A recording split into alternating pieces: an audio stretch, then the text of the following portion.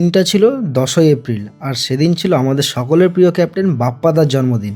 বাপ্পাদার ডাকে আমি সেদিন কলকাতা হাজির হয়েছিলাম এবং সেখানে গিয়ে এই দুটো মানুষ এতটা আপন করে নিয়েছিল আমাকে, নতুন করে বলার কিছু নেই।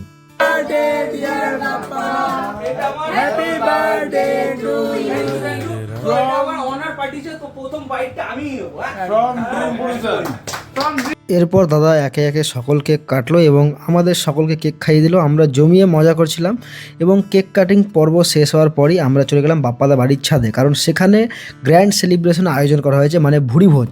সেখানে বাপ্পাদা নিজের হাতে চিকেন পকোড়া রেডি করে আমাদেরকে দিল এবং আমরা সেগুলো খাচ্ছিলাম। সঙ্গে ডিপ হিসেবে ছিল টমেটো কেচাপ এবং এরপরই বাপ্পাদার ফেমাস যেটা চিকেন বিরিয়ানি, সেই চিকেন বিরিয়ানি বাপ্পাদা রান্না করেছিল আমাদের সকলের জন্য।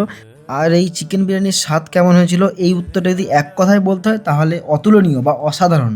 এখনও মুখের কোনায় কোনো এক জায়গায় সেই চিকেন বিরিয়ানির স্বাদ লেগে আছে। আর স্বাদ হবে না, এখানে বাপ্পাদার নিজের হাতে, বাপ্পাদার ভালোবাসা দিয়ে এই বিরিয়ানি আমাদের সকলের জন্য রান্না করেছে। সব কিছু মিলিয়ে মিশিয়ে সেদিনের দিনটা এক অন্যরকম দিন ছিল। সেদিন সকলে আমরা প্রত্যেকে মজা করেছি। আর এইটুকু সময়ের মধ্যে সকলে এবং বিশেষ করে দাদা বৌদি আমাকে যে এতটা আপন করে নেবে যা ছিল ভাবার বাইরে। যাই হোক বাপ্পাদা, তুমি অনেক ভালো থেকো, সুস্থ থেকো, আমাদেরকে হেল্প করে যেও এবং মাঝে মাঝে এরকম চিকেন বিরিয়ানি রান্না করে খাইও।